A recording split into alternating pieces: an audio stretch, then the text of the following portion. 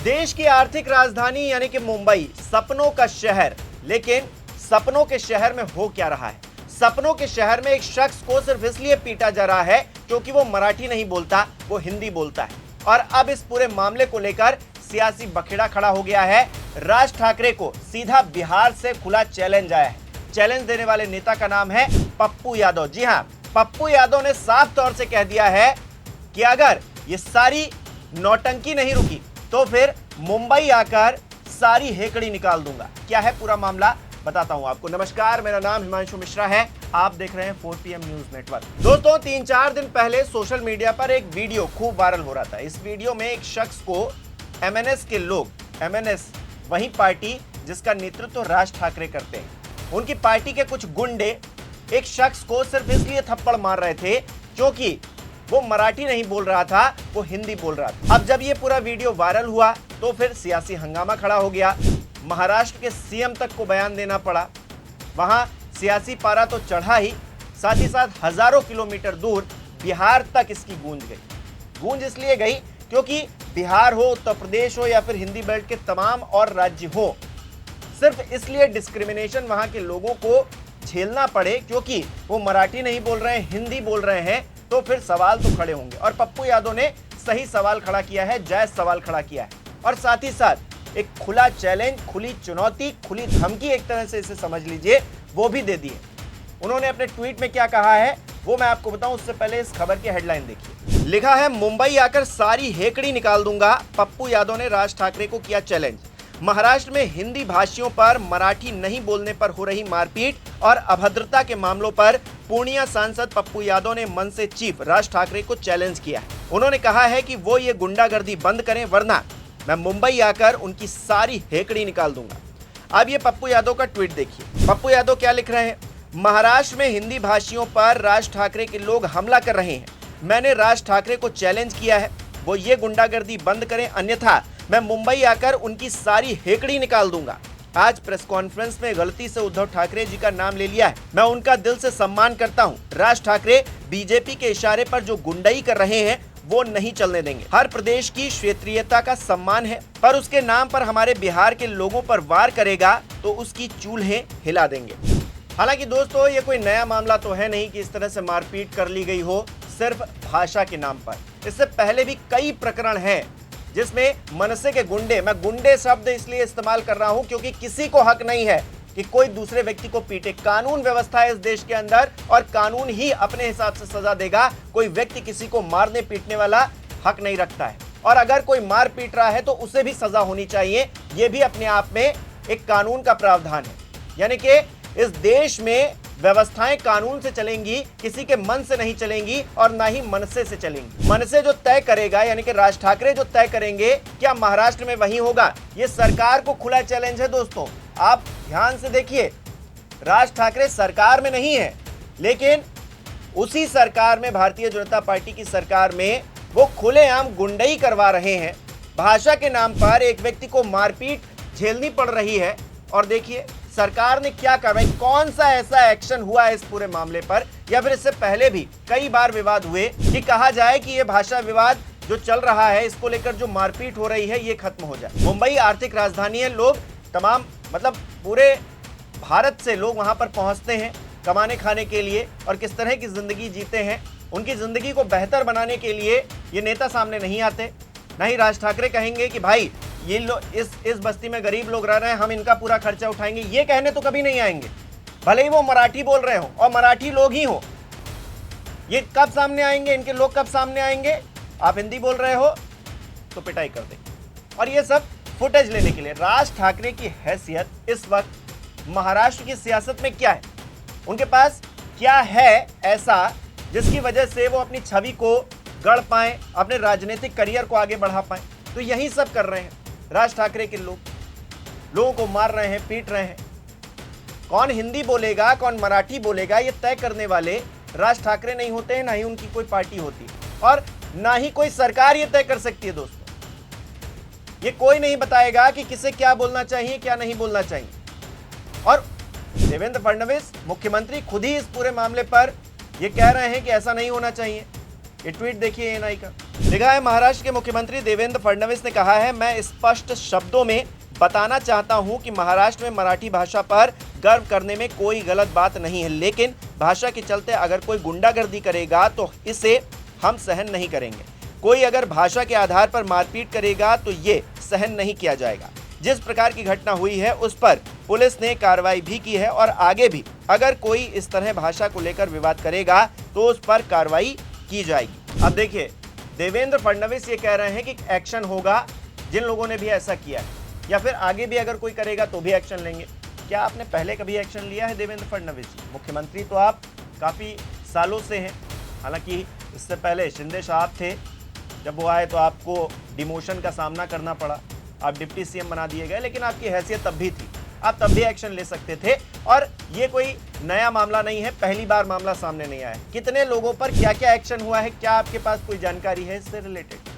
कितने लोगों को, क्योंकि ये उद्धव ठाकरे की पार्टी हो या फिर ये एमएनएस राज ठाकरे की पार्टी हो, ये जो क्षेत्रीय दल हैं इस मुद्दे पर काफ़ी हावी रहते हैं, इनके लोगों पर कितना एक्शन लिया गया है सरकार की तरफ से? क्या इसका कोई स्पष्ट लेखा जोखा है सरकार के पास? क्योंकि कोई ऐसा एक्शन लिया ही नहीं गया है जिससे ये गुंडे डरें। ये खुले तौर पर लोगों को मार पीट रहे हैं क्योंकि आप ये नहीं ये भाषा बोल रहे हैं। तो फिर किस तरह की अराजकता महाराष्ट्र में फैली हुई है, खासतौर पर मुंबई में फैली हुई है, जहां पर लोग बड़े बड़े सपने लेकर जाते हैं और हिंदी बोलते हैं, तो इसलिए क्या इनको मारा पीटा जाएगा? देवेंद्र फडणवीस जी भी हिंदी बोलते हैं, तो मनसे के लोग उनके पास क्यों नहीं पहुंच जाते हैं कि आप मराठी क्यों नहीं बोलते हैं? ऐसे तो तमाम नेता हैं, उद्धव ठाकरे भी हिंदी बोलते हैं, सभी नेता बोलते हैं हिंदी। कौन हिंदी नहीं बोलता है? कौन नहीं जानता है हिंदी? महाराष्ट्र का कौन सा नेता है ऐसा जो प्योर मराठी में बात करता है? कभी भी उसने हिंदी में बात नहीं की है। क्या राज ठाकरे बता सकते हैं? राज ठाकरे खुद ही हिंदी में बात करते हैं, तमाम इंटरव्यूज हैं उनके। क्या राज ठाकरे हमेशा मराठी में ही बात करते हैं या फिर उनके लोग हमेशा मराठी में ही बात करते हैं? नहीं, वो कभी बात नहीं करते हैं। वो सिर्फ इसको मुद्दा बनाते हैं राजनीतिक तौर पर अपने आप को चमकाने के लिए। और अगर राज ठाकरे मराठी बोले भी या फिर उनके पार्टी के सभी नेता हर वक्त हर समय घर में बाहर सार्वजनिक स्थान पर जो उनका प्राइवेट प्लेस है वहां पर मराठी बोले, इससे किसी को कोई दिक्कत नहीं। मराठी भी एक भाषा है, लेकिन हिंदी बोलने वाले को क्या मारेंगे, पीटेंगे, उसके साथ ऐसा व्यवहार करेंगे? सोचिए, जितने भी हिंदी बोलने वाले लोग हैं वो महाराष्ट्र को छोड़ दें, वो मुंबई को छोड़ दें, वीराना हो जाएगा, सूना हो जाएगा मुंबई। कोविड में हमने देखा ना कि किस तरह से रिवर्स लोग आ गए। लोग गांव से पलायन करते हैं, शहरों की तरफ, मुंबई की तरफ जाते हैं।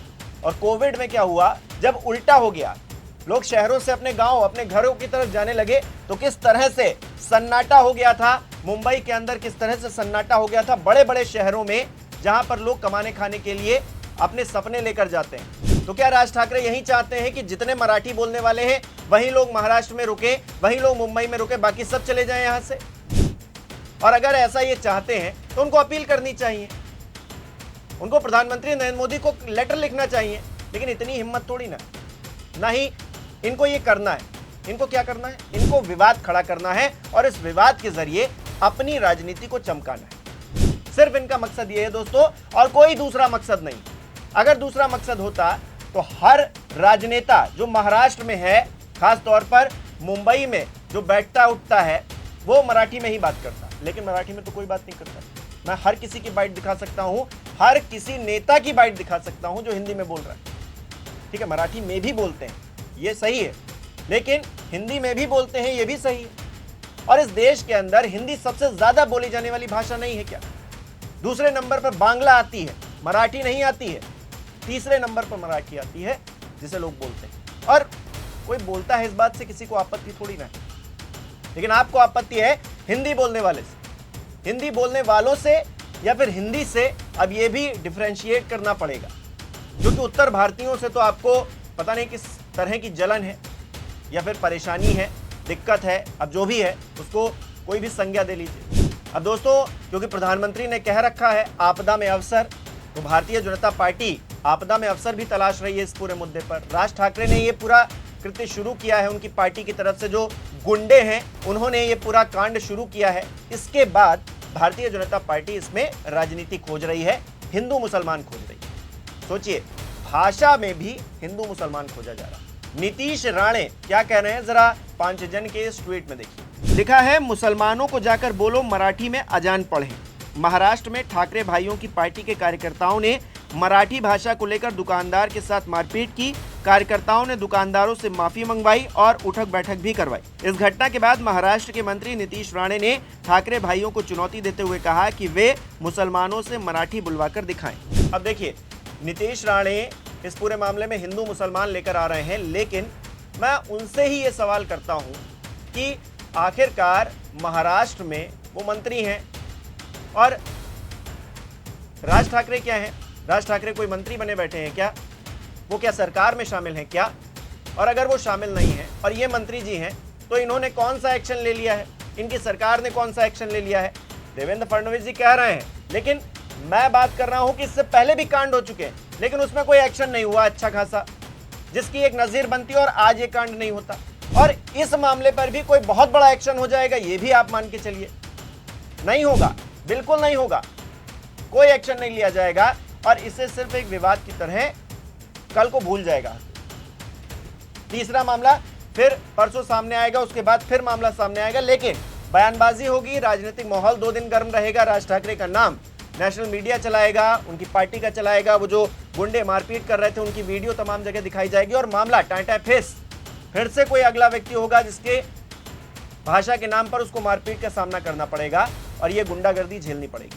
खैर, अब इस पूरे मामले पर सियासत तो गर्म हो ही गई है। पप्पू यादव ने खुला चैलेंज दे ही दिया है, ये सब बंद होना चाहिए और ये सब ठीक नहीं है, अच्छी बात नहीं है। और अगर ये सब बंद नहीं हुआ तो वो मुंबई जाएंगे और सारी अकड़ ठिकाने लगा देंगे। अब किस तरह से वो अकड़ ठिकाने लगाएंगे, या फिर ये भी एक राजनीतिक स्टंट है, क्योंकि नेता राज ठाकरे की तरफ से, उनकी पार्टी की तरफ से एक स्टंट किया गया। अब इस स्टंट पर दूसरे लोग भी स्टंट कर रहे हैं, उनका नाम भी पूरे नेशनल मीडिया में छा जाएगा कि देखिए अब बिहारी अस्मिता या फिर हिंदी के लिए कितना आगे काम कर रहे हैं, हिंदी के लिए कितने जागरूक हैं, आप इतने बड़े नेता को चैलेंज कर रहे हैं, वो जो गुंडाई कर रहे हैं उनको चैलेंज कर रहे हैं। लेकिन गुंडाई करना नेताओं का काम नहीं होना चाहिए। सरकार के पास कानून व्यवस्था है और अगर किसी ने गलत किया है तो उसकी सजा उसे मिलनी चाहिए और ऐसी सजा मिलनी चाहिए जो एक नज़ीर बने।